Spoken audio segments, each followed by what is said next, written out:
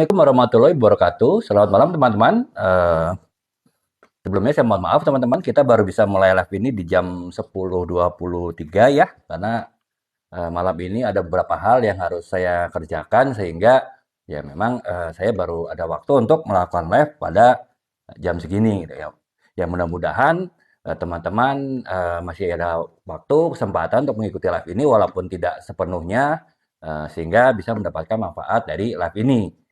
Dan kalaupun teman-teman ada keperluan lain, mungkin teman-teman bisa bertanya apabila yang ditanyakan melalui kolom komentar dan kemudian teman-teman setelah mendapat jawaban dari saya, teman-teman mungkin ada keperluan lain bisa meninggalkan room ini dan bisa melakukan kegiatan yang lain gitu ya. Tapi ya kalau teman-teman memang tertarik dengan hal yang saya bahas pada pembahasan live ini dan kali ini dan juga teman-teman ada waktu mungkin sampai sekitar ya katakanlah jam 11.20-an lagi lah ya, sekitar 1 jam seperempat kita live, ya teman-teman bisa mengikuti live ini ya. Dan jangan lupa teman-teman ya untuk tap-tap layar sehingga dapat mengundang teman-teman yang lain yang mungkin tertarik dengan materi ataupun hal yang akan dibahas pada live kali ini untuk juga dapat bergabung di live kita dan juga memberikan eh, ya mungkin bisa pertanyaan ataupun juga saran sehingga akan lebih membuat live ini akan lebih kaya teman-teman ya, sehingga tidak hanya dari saya tapi teman-teman yang lain yang mungkin punya pengalaman menulis kah atau punya pertanyaan bisa ditanyakan ataupun disampaikan pengalamannya melalui kolom komentar yang akan saya bacakan nanti di live ini ya untuk teman-teman ya. Oh, ya begitu teman-teman. Jadi kalau sambil menunggu kalau teman-teman yang ingin ditanyakan, saya akan mulai dengan pembahasan live kali ini. Nanti kalau ada pertanyaan saya akan jawab, kemudian saya lanjutkan lagi materinya ya. Untuk kali ini kita akan membahas hal yang berbeda ya. Kalau sekitar 4-5 live terakhir kita membahas mengenai unsur dramatisasi ya dalam sebuah karya, baik karya fiksi ataupun non fiksi. Kemudian juga kita dramatisasi itu kan juga terkait dengan pacing, kecepatan alur penulisan dan juga terkait dengan plot twist atau kejutan. Nah, itu kita membahas lebih kepada tips-tipsnya ya. Nah, sekarang kita akan agak berbeda pembahasannya pada malam ini. Kita akan bahas mengenai sedikit membahas mengenai tahapan penulisan ya teman-teman ya. Jadi sekedar mengingatkan teman-teman dalam tulis menulis itu yang terpenting adalah teman-teman itu dapat paham mengenai tahapan-tahapan dalam penulisan. Itu ada 5 tahapan ya dan teman-teman dapat mempelajarinya dengan mudah karena saya telah membuatkan 21 video, 21 TikTok series mengenai 5 tahapan menulis yang teman-teman dapat lihat di teman-teman bisa masuk ke profil saya, kemudian lihat daftar putar atau playlist seri menulis, teman-teman klik ya di situ ada 21 video dari episode 1 sampai episode 21, teman-teman bisa lihat dan teman-teman bisa lihat kemudian kalau bisa sih teman-teman save ya. Jadi teman-teman tidak perlu setiap kali ingin melihat video TikTok seri saya tersebut masuk ke profil saya, agak repot bagi teman-teman kan. Teman-teman bisa langsung lihat di page teman-teman, yaitu kalau teman-teman sudah 21 video tersebut teman-teman save di favorit page teman-teman ya. Jadi teman-teman bisa langsung mempelajari 5 tahapan menulis itu. Karena saya sering tekankan bahwa 5 tahapan menulis itu adalah hal yang harus dipahami dan harus dimengerti secara utuh oleh para penulis. Penulis ini bukan hanya penulis novel atau penulis buku ya teman-teman ya, tapi menulis apapun ya, menulis karya tulis di kampus kah, kemudian dari mulai paper sampai skripsi, menulis di kalau di teman-teman masih SMA menulis tugas bahasa Indonesia, teman-teman yang sekarang bekerja menulis laporan ke atasan, itu semua adalah bentuk menulis. Ataupun juga mungkin teman-teman yang bekerja di bidang sosial ataupun juga di organisasi juga pasti kan harus buat laporan. Nah, itu laporan itu juga dalam suatu bentuk tulis menulis. Nah, 5 tahapan itu harus teman-teman pahami ya. Jadi 5 tahapan menulis yang TikTok seriesnya sudah saya sediakan 21 video.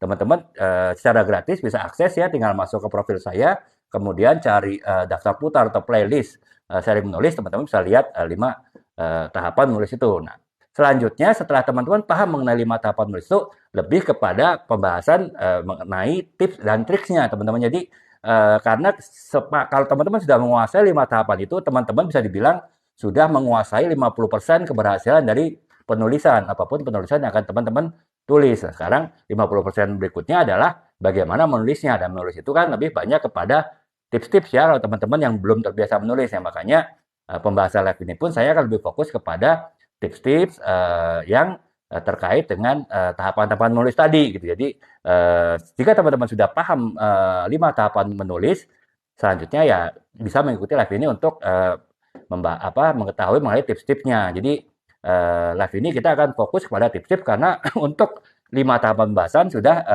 saya buatkan TikTok seriesnya 21 video yang teman-teman bisa lihat itu di kala waktu senggang teman-teman ya, sehingga tidak mengganggu kegiatan teman-teman, akan tetapi teman-teman juga dapat meluangkan waktu untuk belajar mengenai menulis. Karena itu tadi, menulis itu semua bidang teman-teman pasti harus terkait dengan tulis menulis. Apapun itu sekarang ya. Eh, apa namanya, dan itu karena tulisan itu bentuknya macam-macam. Jadi saya sudah bolak-balik jelaskan ke teman-teman ya. Jadi begitu teman-teman, ini sekedar pengantar ya. Sekarang kita akan masuk ke materi dari live kali ini, yaitu kita akan saya akan kalau kemarin menyinggung masalah unsur dramatisasi, sekarang saya akan menyinggung kepada unsur pengorganisasian penulisan. Nah, seperti teman-teman tahu, saya sekedar mengulangi sedikit, ada 5 tahapan menulis. Yang pertama adalah tahapan persiapan, yang kedua adalah tahapan riset ataupun pencarian data, yang ketiga tahapan pengorganisasian penulisan, yang keempat adalah tahapan penulisan draft, dan yang kelima adalah tahapan revisi dan editing. Nah, kali ini kita akan fokus kepada tahapan yang ketiga, yaitu tips dan trik terkait dengan cara kita mengorganisasikan penulisan. Nah, sebelum saya jelaskan mengenai tips dan triknya, saya akan sedikit jelaskan mengenai apa itu pengorganisasian penulisan ya teman-teman ya. Jadi pengorganisasian tulisan itu intinya adalah kita membuat kerangka tulisan. Jadi artinya setelah kita tahu apa tujuan kita menulis, yaitu kita menentukan apa namanya persiapan penulisan, kemudian kita telah memperoleh bahan dari hasil riset kita akan kita membuat suatu tulisan. Nah, dari bahan-bahan dan juga dari ide-ide dasar kita membuat tulisan, kita harus menyusun suatu alur tulisan gitu. Jadi kan semua tulisan itu tidak hanya buku ya teman-temannya, ataupun tidak hanya novel, akan tetapi apapun paper atau apapun pasti akan ada alurnya dari awal sampai akhir. Nah, alur itulah yang harus teman-teman buat kerangkanya. Sehingga kalau sudah dibuat kerangkanya, teman-teman tinggal mengikuti alur tersebut. Oh, untuk tahap awal akan membahas ini. Datanya udah ada. Tinggal dimasukkan ke dalam bentuk tulisan. Kemudian setelah tahapan awal pembukaan, kemudian tahapan berikutnya adalah tahapan definisi, penjelasan mengenai masalah yang dihadapi. Nah, itu teman-teman tinggal masukkan datanya. Jadi semua alur itu sudah ditentukan sebelum teman-teman mulai menulis. Jadi teman-teman akan mudah menulis, dan resiko teman-teman stuck ataupun macet ketika menulis itu lebih kecil. Karena apa? Teman-teman sudah tahu dari awal sampai akhir teman-teman tuh akan menulis apa. Tinggal teman-teman mengisi aja dengan kata-kata untuk membuat tulisan itu menjadi sebuah tulisan yang utuh, yang lengkap gitu ya. Jadi kurang lebih seperti itu teman-teman, kita membuat kerangka penulisan ya secara umum. Misalnya ya inilah kita buat bab 1, ini misalnya ini buku saya, buku branding ya, Branding for Branding Company. Nah, saya menjelaskannya itu bab per bab. Ini teman-teman bisa lihat ini ada bab-babnya. Jadi dari mulai definisi sampai dengan kemudian bagaimana strategi brandingnya, kemudian bagaimana strategi marketingnya, dan kemudian kepada contoh kasus. Nah, itu kan alur ya teman-temannya. Jadi alur itulah yang harus dibuat sebelum teman-teman membuat apa namanya sebuah tulisan. Ya memang terkesan sih membuat kerangka penulisan ya cuma sekedar buat kerangka. Oh, dengan berangan-angan pun sebetulnya bisa, misalnya oh bab 1 ini, bab 2 ini, bab 3 ini, bab 4 ini. Tapi ya kalau teman-teman sudah terbiasa menulis, bisa ya model-model angan-angan begitu. Artinya tidak perlu harus ditulis bentuknya. Saya pun setelah menulis 20 buku lebih ya saya baru bisa lah.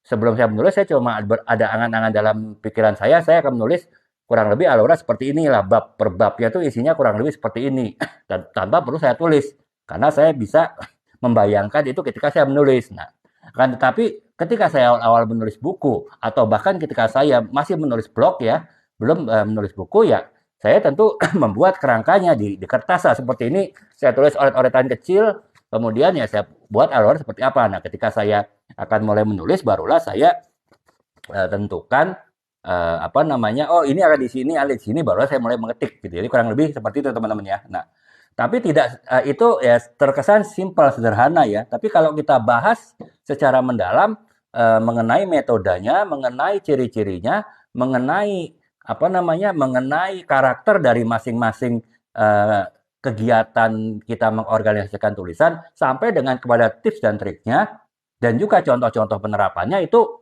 ternyata cukup kompleks juga ya. Ya kompleks bukan berarti sulit ya teman-teman ya.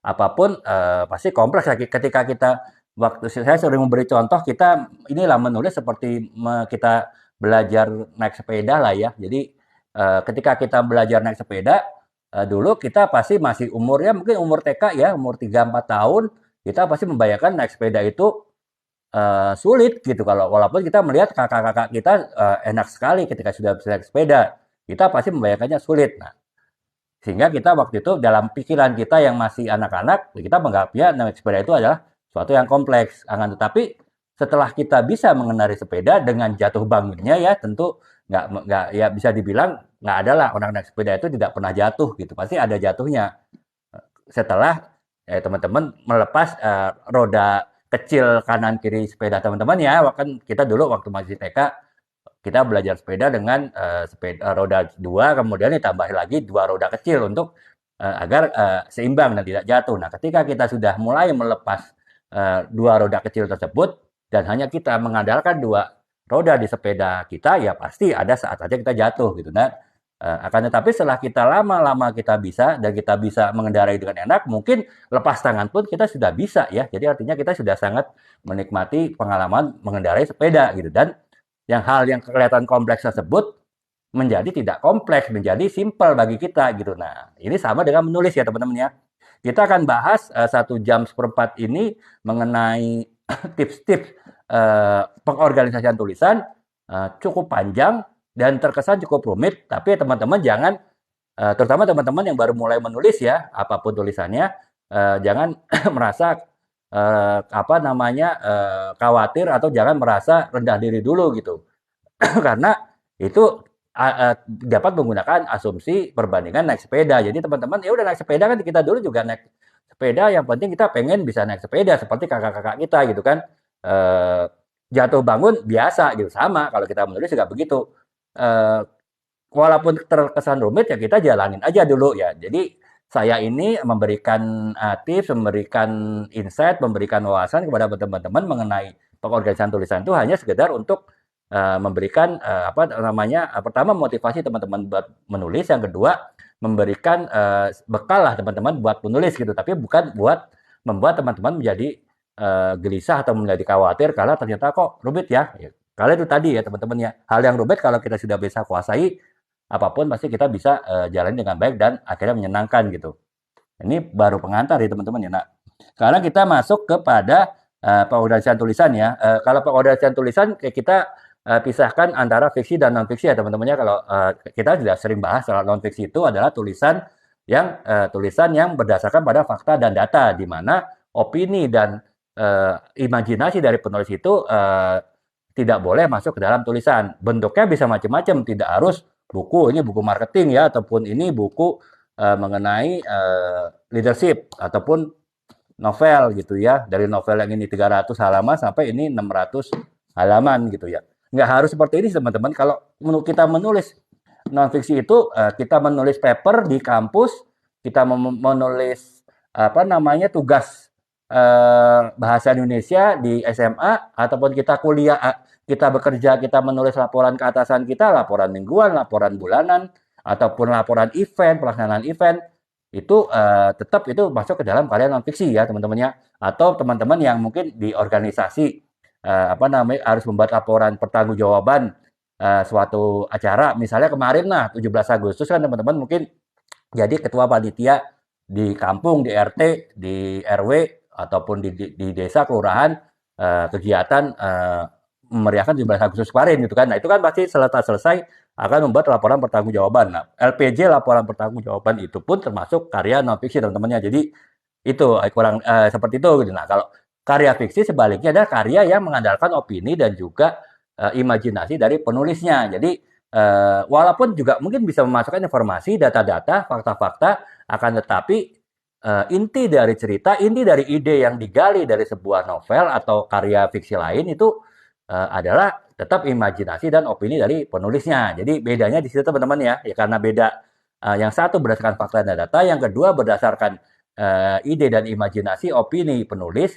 tentu metode pengorganisasian tulisannya akan berbeda karena yang pertama tujuan penulisannya berbeda, yang kedua juga apa namanya alurnya ceritanya apa alur tulisannya pun juga akan berbeda ya teman-temannya. Makanya untuk kita ada untuk mempelajari metode dari penulisan apa namanya perorganisasian tulisan, kita juga akan pecah menjadi metode untuk non fiksi dan juga metode untuk fiksi. Nah itu seperti itu. Nah kalau yang sekarang kita bahas yang non fiksi dulu teman-teman ya. Non fiksi ya ya inilah contohnya ya saya sudah jelaskan teman-teman ya tadi ya. Nah, saya juga ini contoh-contoh kalau yang dalam konteks buku dari apa namanya karya non fiksi yang saya tulis ini misalnya buku mengenai leadership ya, buku posko otoriter ya teman-teman apa namanya tentu bisa melihat bahwa di sini ya nanti akan ada hal-hal yang apa kita bahas dalam live kali ini. Kemudian juga ini buku branding ya, branding for non branding company ya, itu teman-teman juga bisa selamat bergabung Kak Yuni 301 ya, Kak Raihan. Nah, sekarang kita ini buku branding, kemudian ini buku trade marketing. Nah, itu semua adalah buku-buku non fiksi ya, contohnya teman-teman ya. Kalau yang tapi tidak bentuk buku ya, teman-teman yang bekerja membuat laporan tiap hari ataupun mingguan, bulanan pun itu termasuk dalam bentuk karya non fiksi ya. Nah, untuk apa namanya? Untuk metodenya ada eh, 4 metode dalam kita menulis karya non fiksi, dalam kita membuat metode untuk alur pengorganisasian tulisannya atau kerangka tulisannya ya. Yang pertama adalah kita menggunakan metode urutan kronologis. Jadi kita mengurutkan suatu alur cerita itu berdasarkan peristiwanya. Jadi misalnya dari tanggal ke tanggal, dari awal sampai akhir cerita itu adalah mengurutkan tanggal ke tanggal, kejadian-kejadian berdasarkan waktu atau berdasarkan tanggal. Nah biasanya ini kan bentuknya adalah tulisan biografi. Misalnya teman-temannya kan biografi kan pasti bercerita misalnya perjalanan hidup seseorang tokoh dari mulai dia kecil sampai dia berhasil menjadi tokoh besar. Nah itu kan pasti urutan ya. Jadi karena itu paling apa si penulisnya juga akan membuat struktur penulisannya misalnya dari masa kecil si A gitu ya, Pak A misalnya. Kemudian masa kecilnya apa? Oh, masa kecil sekolah, masa kecil dengan keluarga, masa kecil dengan teman-teman. Kemudian masa remaja, masa remaja sekolah, ketika kegiatan ketika ikut organisasi sosial kemasyarakatan, kemudian aktif di dalam bidang-bidang sosial misalnya. Itu sampai kuliah juga sudah itu udah kebayang tuh penulis biografinya akan alurnya seperti apa. Nah, karena apa? Semuanya berurutan dari awal sampai akhirnya terkait dengan waktu gitu. Itu bisa biografi, kemudian juga bisa karya berita ya teman-teman. Berita pun termasuk berita online misalnya itu termasuk karya non fiksi ya. Nah, kalau berita kan pasti juga biasanya urutan peristiwa ya. Jadi biografi, kemudian berita itu biasanya menggunakan metode urutan kronologis. Nah, itu teman-teman lebih mudah pasti bayanginnya ya kalau untuk membuat sebuah alur kerangka penulisannya pasti lebih mudah untuk kronologis karena urut waktu ke waktu. Nah, yang kedua adalah selain metode kronologis waktu adalah metode sebab akibat. Jadi metode sebab akibat eh, metode sebab akibat itu adalah kita akan fokus pada sebab akibat. Jadi kita fokus pertama adalah pada sebab suatu masalah yang kita bahas dalam sebuah tulisan. Kemudian akibatnya apa gitu dengan adanya sebab itu. Nah itu kan berarti kan kita udah jelas tuh. Kita bahas urutan alur penulisannya adalah kita bahas sebab-sebabnya apa. Kemudian saat itu baru struktur penulisannya, kerangka tulisannya kita membahas akibatnya seperti apa gitu. Jadi itu berurutan antara sebab dan akibat gitu. Nah karena itu ya memang kita ya tipsnya adalah ya kita harus ketika kita menjelaskan akibat kita harus menjelaskan bukti pendukung gitu lah. Kenapa hal itu menyebabkan sesuatu hal itu kan pasti ada buktinya. Nah itu jadi ketika kita menjelaskan sebab, kita menjelaskan akibat, ada bukti pendukung. Kita menjelaskan sebab yang lain, ada akibat yang lain, itu ada bukti pendukung. Jadi intinya adalah di bukti pendukung ya teman-temannya. Kalau tadi yang metode urutan kronologis kan itu adalah cerita dari waktu ke waktu gitu ya. Nah, kemudian yang ketiga adalah metode berbandingan. Jadi kita membandingkan antara suatu persamaan dan perbedaan gitu. Nah, jadi alurnya udah jelas. Oh, kita misalnya kita bercerita ini misalnya topik ini deh, apa namanya, perbandingan antara ya gampangnya deh ya, teman-teman, kalau misalnya review otomotif atau review produk elektronik, perbandingan antara mobil A dengan mobil B gitu. Nah, itu kan udah jelas tuh. Kita akan melihat urut aja jelas. Yang pertama kita jelaskan mobil A itu apa-apa spesifikasinya, kemudian mobil B itu spesifikasinya bagaimana. Masing-masing punya keunggulan, kelebihan seperti apa. Nah, setelah kita jelaskan urutan pertama seperti itu, kerangka tulisannya, baru kita jelaskan nih persamaan antara mobil A dengan mobil B adalah ini gitu. Kemudian perbedaannya adalah ini. Nah, itu kan urut aja udah pasti jelas seperti itu, teman-teman. Yang pertama jelaskan masing-masing dua karakter ataupun dua misalnya kalau mobil ya dua mobil akan kita bandingkan, kemudian ya kita lihat persamaan dan perbedaannya gitu. Sama dengan ketika kita misalnya kalau sebuah novel kita ingin membandingkan antara tokoh A dengan tokoh B gitu. Apa namanya?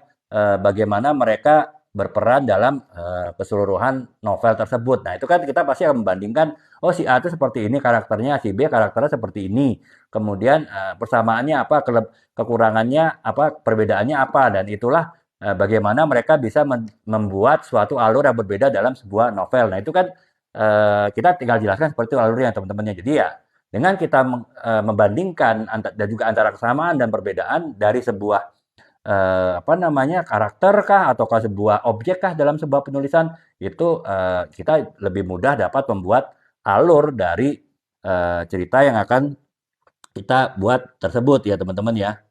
Nah itu seperti itu ya teman-teman. Jadi yang ketiga adalah kita apa namanya melakukan metode perbandingan gitu ya. Nah, kemudian yang keempat adalah metode topik sentral. Jadi topik sentral itu artinya fokus kepada hal satu topik yang akan dibahas. Semua, jadi itu semacam istilahnya magnetnya lah di tengahnya. Kemudian alur berikutnya adalah menjelaskan masing-masing sub pembahasan di dalam sebuah tulisan itu yang mengarahkan kepada penjelasan pada topik utama tersebut. Misalnya kalau kita bicara lagi ke review otomotif lah ya, mungkin lebih gampang dipahami.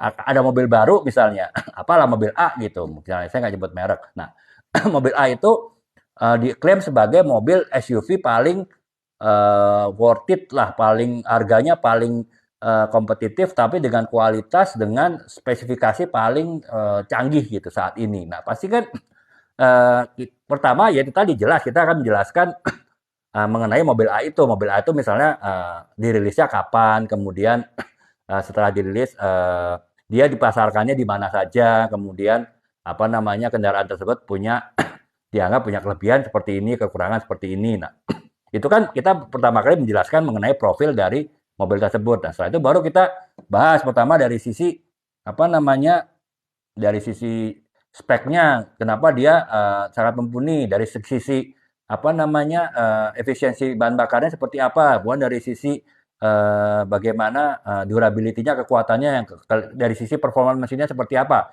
Semua pembahasan dari tulisan tersebut mengenai review mobil tersebut akan mengarah kepada bahwa mobil ini adalah mobil yang paling apa namanya paling bagus untuk kelasnya dan paling apa namanya worth it lah, paling apa namanya worth it dan layak paling dibeli. Nah itu jadi alhamdulillah seperti itu teman-teman ya kurang lebih. Nah sama ketika kita menulis skripsi kan teman-teman kan pasti kalau menulis skripsi sebelum menulis skripsi teman-teman pasti juga selamat bergabung Kak Halimbak ya.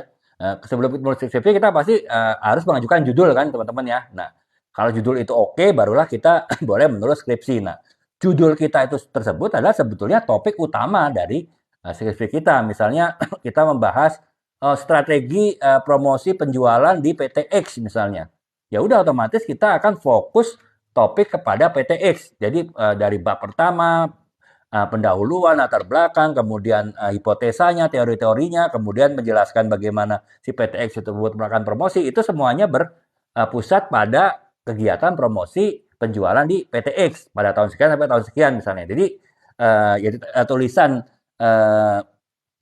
ilmiah itu juga bisa masuk dalam kategori metode topik yang tersentralisasi gitu ya, metode untuk membuat alur cerita dengan topik yang tersentralisasi. Nah, itulah jadi kita dalam tipsnya sih kita fokus pada topik sentral dan kita kemudian akan menjelaskan dengan bukti-bukti, dengan fakta-fakta, kemudian dengan kelengkapan logika untuk mendukung topik utama tadi, topik sentral tadi. Nah, jadi kan kita di situ kebayang kan kita buat strukturnya seperti apa, kita jelaskannya seperti apa dulu gitu. Nah, jadi itu sih teman-teman, kurang lebih ada 4 metode dari untuk sebuah karya non fiksi itu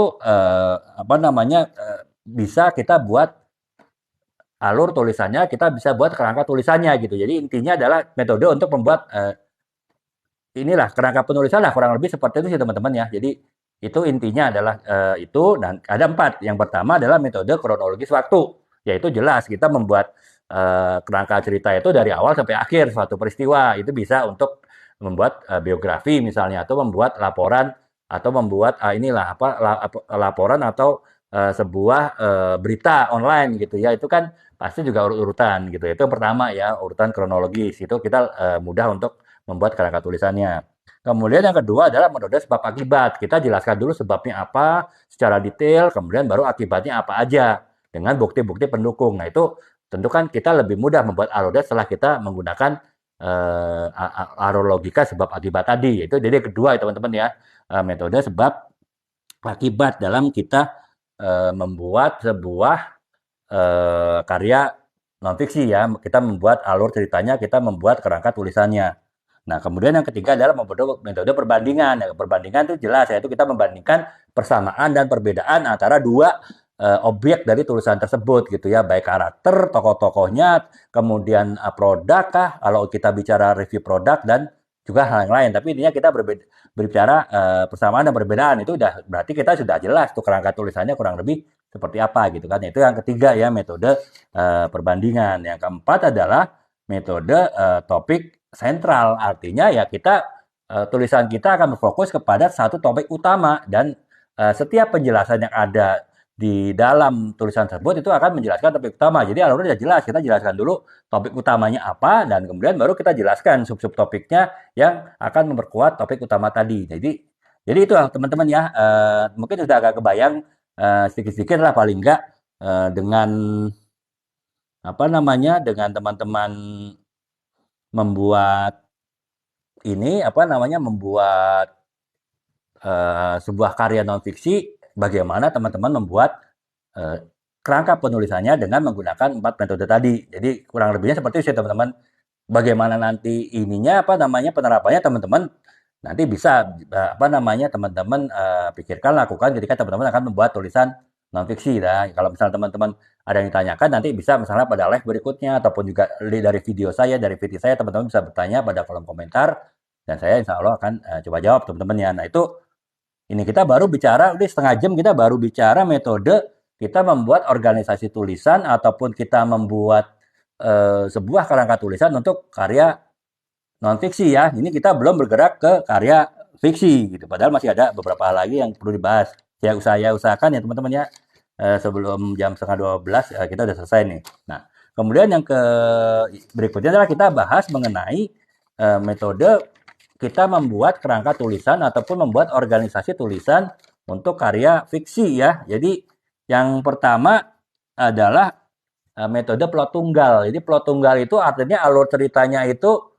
hanya satu gitu. Jadi alur cerita utama kita hanya ada satu, yaitu jadi ada konflik satu, kemudian konflik itu akan dijelaskan penyelesaiannya sampai selesai gitu ya. Jadi kurang lebih seperti itu. Nah, itu semua novel saya sih ada sekitar, sebenarnya total ada sekitar 8, tapi yang saya ada cetaknya ada 6 ya.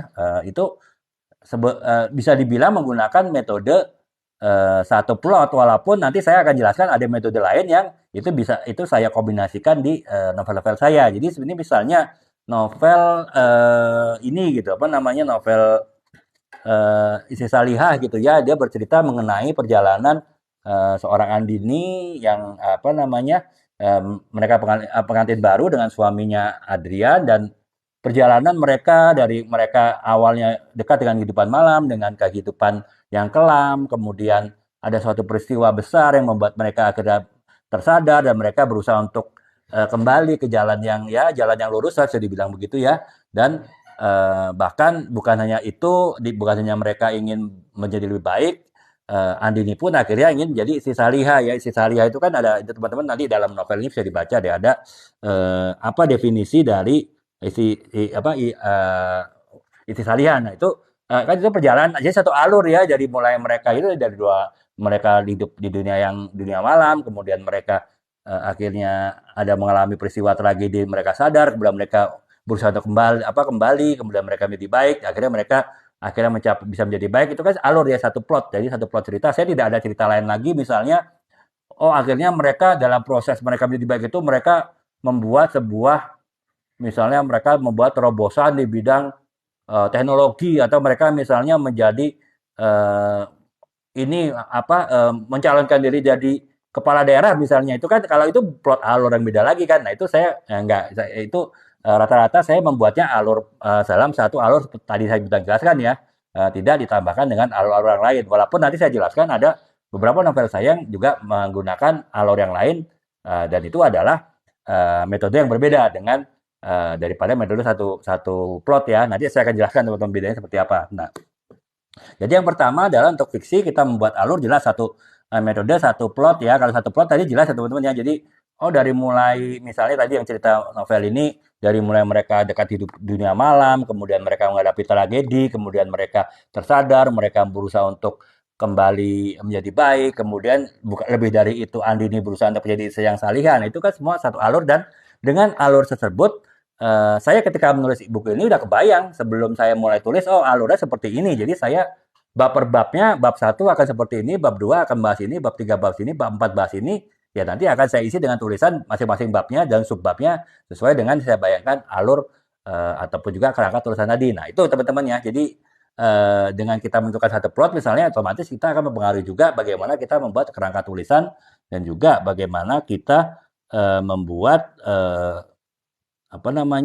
kita membuat sebuah cerita itu menjadi satu alur yang terstruktur. Nah itu kita jika menggunakan satu plot ya. Memang biasanya sih novel-novel roman ya kan, novel saya kebanyakan novel-novel roman itu menggunakan plot yang tunggal sih. Walaupun nanti saya ceritakan kombinasi dengan plot yang lain, dengan metode lain ya teman-teman ya. Nah, metode yang kedua adalah metode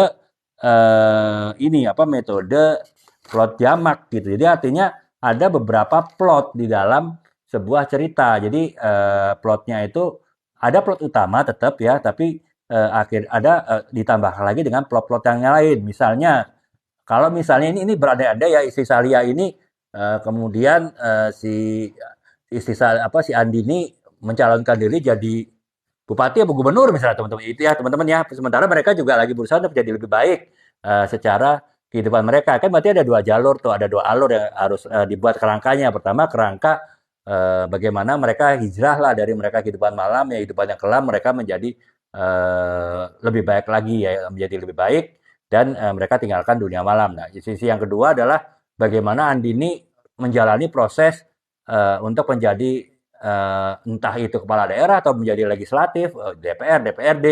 Nah, itu kan alurnya akan berbeda ya.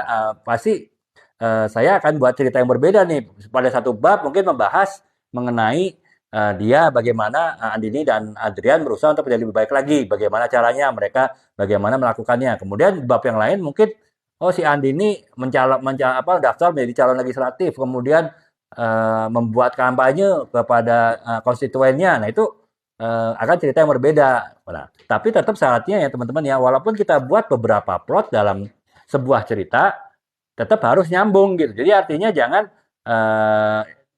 berjalan sendiri-sendiri. Nah, misalnya tadi contoh yang tadi Andini menjadi lebih baik, kemudian Andini ingin menjadi kepala daerah dari legislatif, tapi nggak ada sambung-sambungannya gitu. Nggak dibahas mengenai misalnya masyarakat bertanya loh, mereka dulu kok dekat dengan dunia malam, tapi kok mereka sekarang mau mencalonkan jadi DPR? Apakah layak? Itu kan pasti kan akan ada pertanyaan itu. Nah, harus dibuat logis juga gitu. Ketika kita menggabungkan beberapa alur cerita, membuat kerangka beberapa alur cerita dalam sebuah satu cerita fiksi atau novel ataupun cerpen, ya kita harus cerita-cerita tersebut harus antara alur itu harus berhubungan ya. Itu tadi teman-teman. Kalau misalnya mereka punya masa lalu yang kelam, kemudian mereka juga ingin jadi lebih baik, di sisi lain mereka mencalonkan diri untuk menjadi DPR, DPRD misalnya, ya tentu kan pasti akan bagaimanapun masa lalu tuh akan disorot ketika mereka akan mencalonkan jadi politisi kan. Nah itu pasti akan kehidupan malam mereka akan dibahas. Kalau misalnya kita sama sekali tidak membahas ketika mereka kampanye tidak ada serangan mengenai masa dunia mereka apa masa lalu mereka yang dekat dengan dunia malam, yaitu akan menjadi tidak logis. Nah makanya jadi tetap walaupun kita membuat beberapa kerangka tulisan, beberapa alur tulisan dalam sebuah novel ataupun cerpen harus logis, harus saling terkait satu sama lain gitu dan tidak bisa itu seolah-olah berjalan terpisah, tidak ada hubungannya sama sekali. Jadi itu tipsnya teman-teman ya. Untuk yang kedua kalau kita ingin menerapkan metode plot jamak ataupun alur cerita banyak ataupun juga kerangka tulisan banyak dalam sebuah novel atau cerpen. Nah, itu baru yang kedua ya. Yang kemudian yang ketiga adalah metode struktur waktu. Jadi metode struktur waktu itu kita bisa bergerak. Nah, itu kalau saya banyak menggunakan metode struktur waktu. Jadi metode struktur waktu itu memang novel saya jelaskan tadi menggunakan metode satu plot ya. Jadi plotnya itu tunggal gitu. Ceritanya itu dari awal dan mereka mungkin dari mulai kenalan sampai kemudian pacaran, kemudian menikah, kemudian mereka menjalani kehidupan pernikahannya seperti apa. Alurnya seperti itu. Tapi saya gabungkan dengan metode struktur waktu. Nah, struktur waktu itu artinya waktu itu tidak bergerak secara linear aja gitu. Jadi kalau saya ceritakan tadi kan satu plot dari mereka kenalan, mereka kemudian uh, pacaran, mereka kemudian menikah, kemudian mereka menjalani kehidupan rumah tangga itu kan satu alur linear gitu kan. Seperti biografi lah ceritanya. Nah, kalau misalnya kita menggunakan metode struktur waktu itu bisa jadi waktunya itu dibolak-balik. Jadi cerita dimulai dari masa depan gitu misalnya. Kemudian mundur ke belakang. Kemudian maju lagi ke depan. Kemudian mundur lagi ke belakang. Teman-teman kan pasti juga sering ya lihat film atau lihat sinetron atau baca novel, baca cerpen seperti itu ceritanya kurang lebih kan. Nah itulah adalah metode struktur waktu dan hampir semua novel saya selain menggunakan metode satu plot atau metode tunggal ya plot tunggal juga menggunakan metode yang struktur waktu tadi. Misalnya ya ini teman-teman bisa lihat ini di apa namanya di ini apa namanya novel saya ya Semua Demi Cinta. Nah ini dimulai dari masa depan. Jadi seorang tokoh utamanya kan adalah seorang bernama Taufik. Dia adalah seorang aktivis mahasiswa, bahkan ketua senat fakultas di kampusnya gitu ya, sebuah universitas negeri yang sangat terkenal di Yogyakarta. Nah, Fakultas Ekonomi. Nah, si Taufik ini dimulai dari ceritanya adalah si Taufik memimpin rapat manajemen di kantornya yang dia dirikan dan rapat itu apa namanya dihadiri oleh semua jajaran direksi dan juga jajaran manajemen ya karena ya si Taufik itu ya owner sekaligus presiden direktur gitu. Nah dari situ itu mungkin hanya sekitar berapa halaman membahas itu. Nah kemudian cerita itu balik lagi ke masa lalu ketika Taufik itu lulus kuliah gitu ya,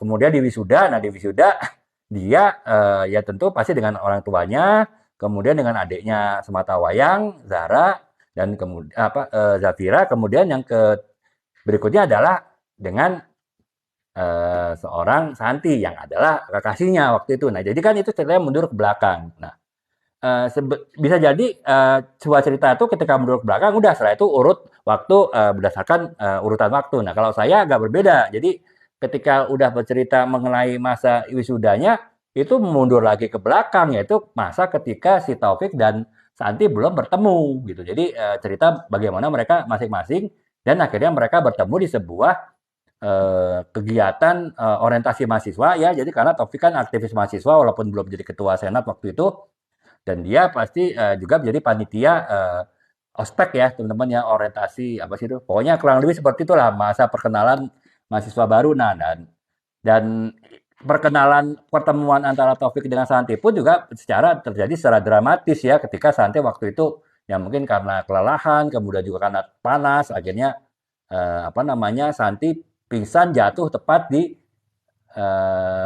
apa dekapan si Taufik ya, karena Taufik kebetulan sedang berdiri di dekat Santi ketika Santi mulai jatuh tersebut. Nah, itu alurnya dia mundur lagi ke belakang ya, mundur ke belakang baru setelah itu maju ke depan gitu. Jadi apa namanya, kalau untuk mengatur metode struktur waktu itu bebas ya teman-teman ya, bisa mundur sekali aja setelah itu maju, bisa mundur kemudian maju, mundur lagi maju, bahkan bisa jadi di tengah-tengah mundurnya sampai jauh ke belakang ketika misalnya mereka masih SD, belum ya jelas mereka belum ketemu, bisa jadi seperti itu. Nah, jadi intinya adalah untuk metode apa namanya, metode struktur waktu ini bisa diterapkan terutama memang untuk plot tunggal ya. Walaupun untuk plot yang jamak pun juga bisa, hanya kalau plot jamak dibuat alur struktur waktu maju mundur waktu seperti itu mungkin akan membingungkan pembaca karena membuat dengan satu cerita novel ataupun cerpen dengan beberapa plot aja, dengan beberapa alur cerita, dengan beberapa karangka tulisan itu sudah membuat sebuah novel itu menjadi kompleks. Apalagi tambah lagi eh, ketika menggunakan metode plot jamak digabungkan dengan metode struktur waktu yang alur cerita bisa maju mundur gitu. Itu akan menjadi kompleks ya. Walaupun lagi-lagi tuh itu sih menulis itu adalah seni sih teman-teman ya. Jadi bisa aja sesuatu yang kompleks itu dibuat dilakukan oleh penulisnya, dan penulis itu punya kemampuan untuk membuat sesuatu yang kompleks, yang rumit menjadi sesuatu yang simpel. Bisa jadi dengan kemampuan itu dia bisa membuat ya struktur plot jamak digabungkan dengan metode struktur waktu itu menjadi sebuah cerita yang bahkan mungkin menarik untuk diikuti gitu ya. Nah, jadi kurang lebih seperti itu teman-teman ya. Untuk saya ulangin lagi untuk metode apa namanya, untuk metode fiksi apa namanya, ketika membuat pengorganisasian tulisan, ketika akan membuat kerangka tulisan, ketika akan membuat alur tulisan itu menggunakan tiga metode ya. Jadi metode yang pertama adalah metode plot tunggal, hanya ada satu cerita, hanya ada satu konflik, kemudian konflik itulah kemudian akan diselesaikan sampai dengan akhir cerita.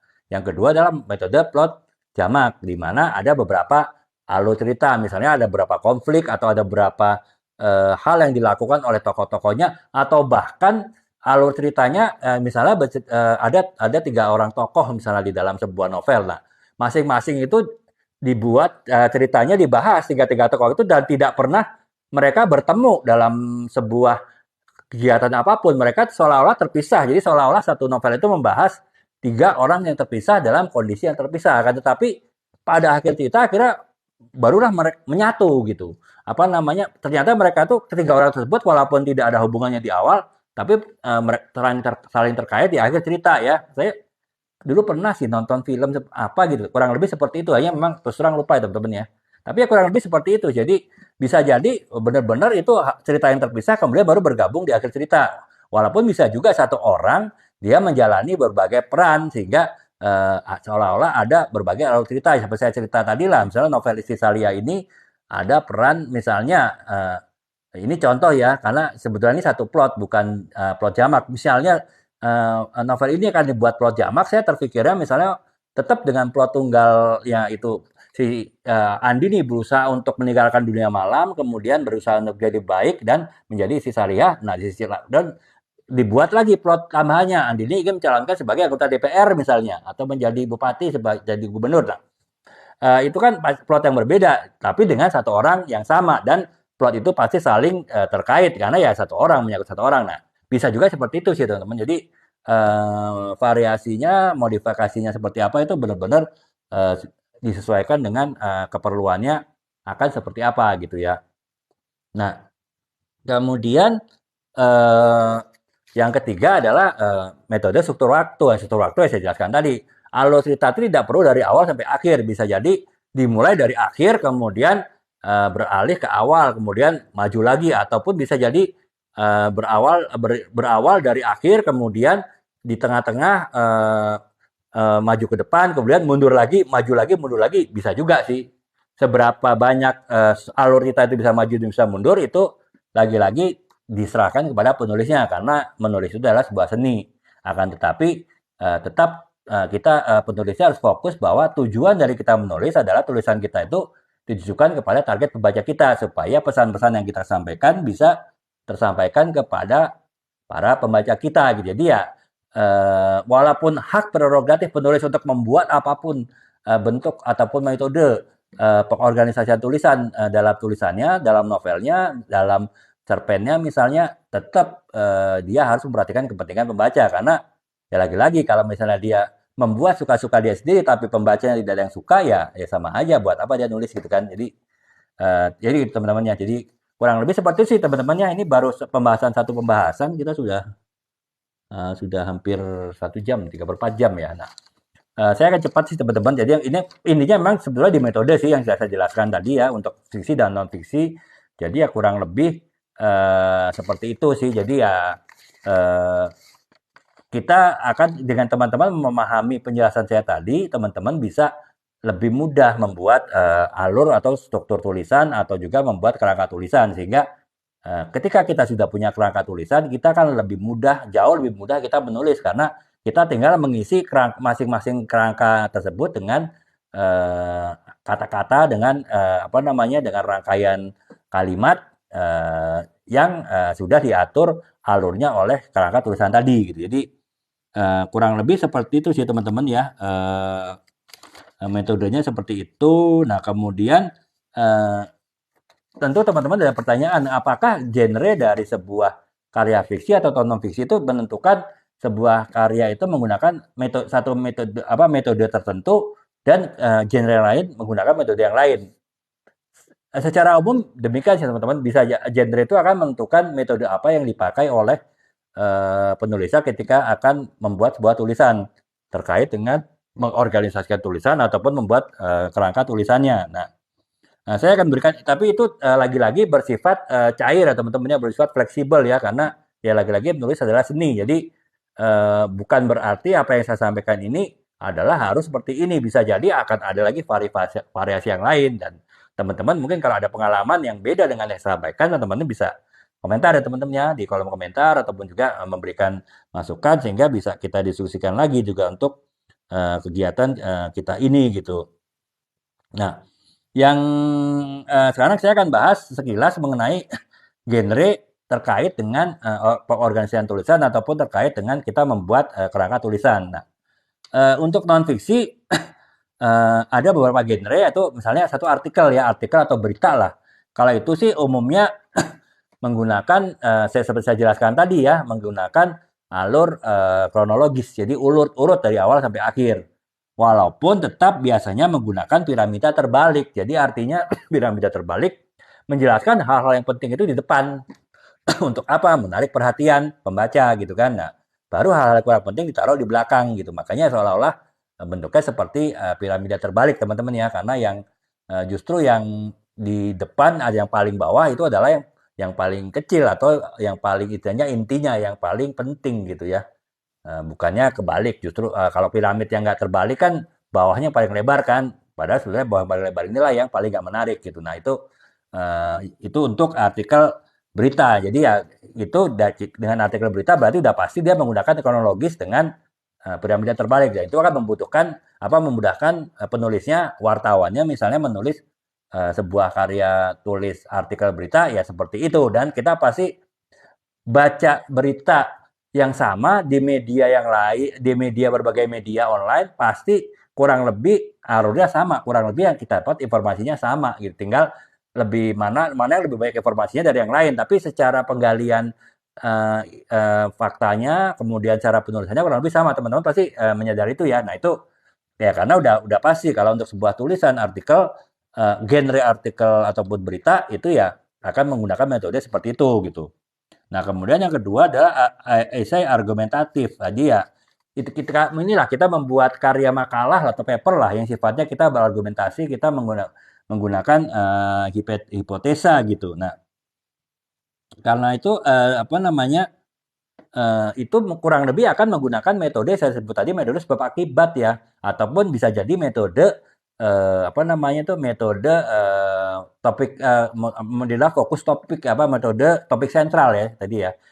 Metode topik sentral itu adalah membahas satu hal yang sangat penting atau sentral dari sebuah tulisan, kemudian tulisan lainnya adalah pendukung dari tulisan itu. Nah, makanya kalau esai argumentatif kan biasanya ada argumen, ada hipotesa. Nah, hipotesa itu adalah dari tulisan sentralnya. Dan kemudian tulisan-tulisan pendukungnya, ya, tulisan yang lainnya adalah pendukung dari argumentasi tadi. Nah, itu makanya lebih menggunakan metode topik sentral ya, walaupun bisa juga metode yang lain. Tapi secara umum untuk sebuah esai argumentatif akan menggunakan topik sentral yang tadi saya jelaskan.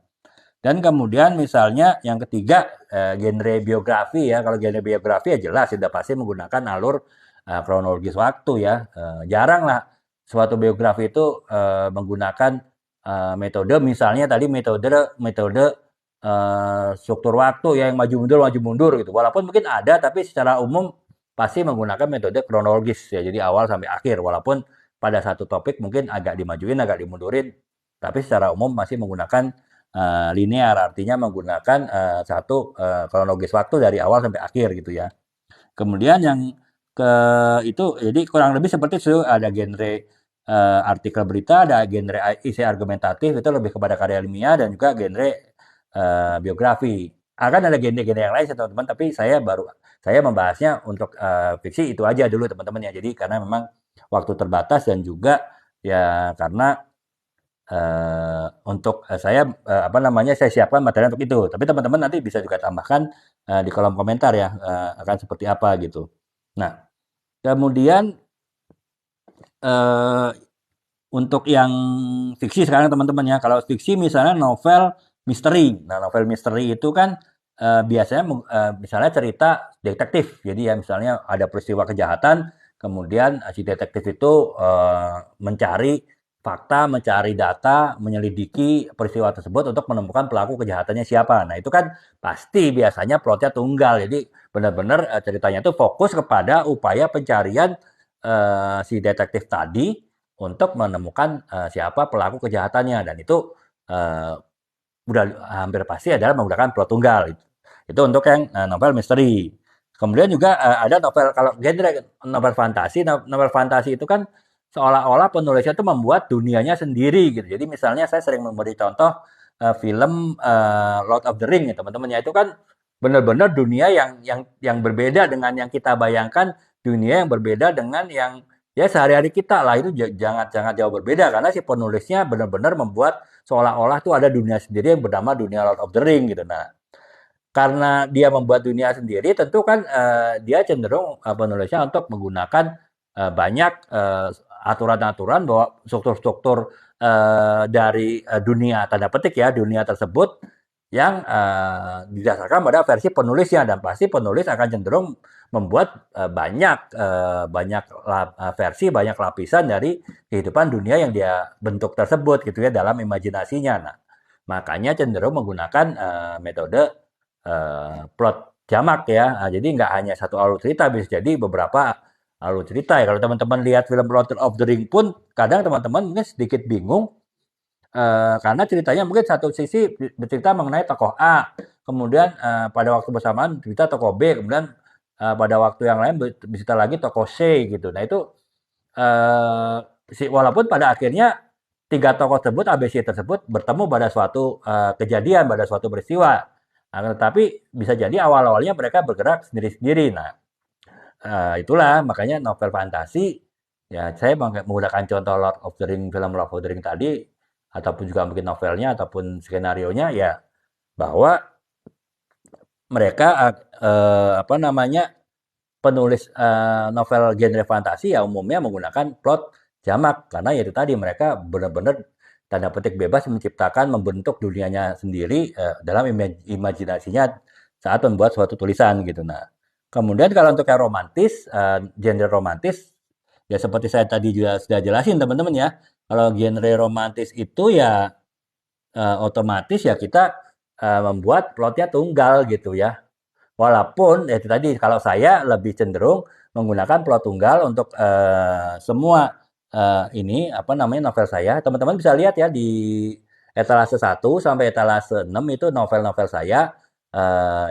Teman-teman bisa baca sinopsisnya. Kemudian kalau teman-teman tertarik, mumpung pada saat live ini kita ada eh, ada voucher dari apa yang akan memberikan potongan harga cukup besar bagi teman-temannya mungkin secara apa persentage bisa 20-30% diskon dari harga buku ya teman-teman ya kalau memang sudah tertarik baca kronologisnya bisa langsung check out ya di etalasenya teman-teman ya. Walaupun bisa jadi untuk teman-teman sekarang masih belum yakin ya bisa teman-teman baca-baca dulu etalasenya kemudian pada saat live besok atau lusa teman-teman bisa check out karena insya Allah penawaran tersebut masih ada ya untuk setidaknya untuk besok atau sampai lusa karena penawaran ini juga selain ada waktunya juga ada kuotanya teman-teman jadi misalnya waktunya baru 1-2 hari tapi sudah kuota itu sudah terpenuhi ya otomatis nggak ada lagi gitu voucher ini makanya ya kalau teman-teman udah tertarik teman-teman bisa langsung check out sekarang. Kalau teman-teman masih bingung, teman-teman bisa tanya melalui kepada saya melalui kolom komentar. Nanti ya mungkin saya akan jawab ya mengenai seperti apa. Atau teman-teman mungkin bisa dimasukkan ke keranjang dulu etalasenya, disimpan di keranjang. Teman-teman bisa lihat besok atau lusa dibaca-baca lagi dan kalau tertarik teman-teman bisa langsung order. Mudah-mudahan vouchernya juga masih ada ya teman-teman ya. Nah itu kurang lebih sih itu teman-teman pembahasan mengenai apa namanya metode untuk membuat suatu kerangka tulisan ya. Seperti teman-teman tahu membuat kerangka tulisan atau membuat organisasi tulisan itu adalah tahapan ketiga dari tahapan menulis dari 5 tahapan menulis. Dan karena itu bagian dari tahapan menulis ya itu adalah hal yang harus dipahami oleh teman-teman ya. Teman-teman untuk memahami lebih mudah ini saya ulangi lagi, teman-teman bisa lihat saya sudah membuat TikTok series teman-teman ya, 21 video mengenai 5 tahapan penulisan dari tahapan persiapan, tahapan pertama ya, tahapan kedua tahapan riset atau penelitian, tahapan ketiga tahapan pengorganisasian tulisan, tahapan keempat tahapan penulisan draft, dan tahapan kelima adalah tahapan revisi, editing, dan proofreading. Itu semua ada dalam 21 video TikTok series, sharing menulis. Teman-teman cukup masuk ke profil saya, kemudian teman-teman klik playlist atau daftar putar sharing menulis, dan teman-teman bisa lihat ada 21 video di situ. Semuanya free ya teman-temannya, gratis ya. Saya tidak berbayar untuk ini karena ya tujuan saya untuk sharing kepada teman-teman mengenai bagaimana kita menulis yang baik dan benar. Karena menulis yang disebut baik dan benar itu jika penulis itu menggunakan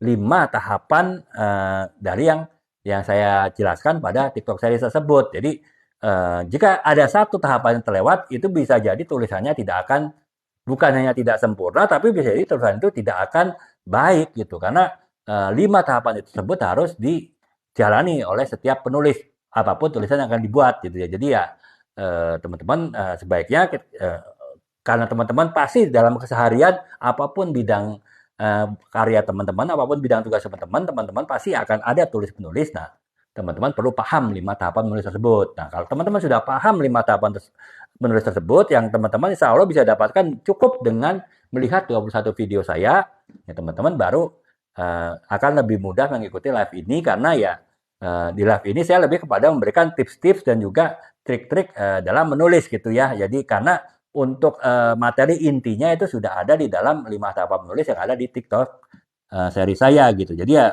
teman-teman bisa apa namanya bisa bisa ikuti video saya. Dan jika teman-teman jika teman-teman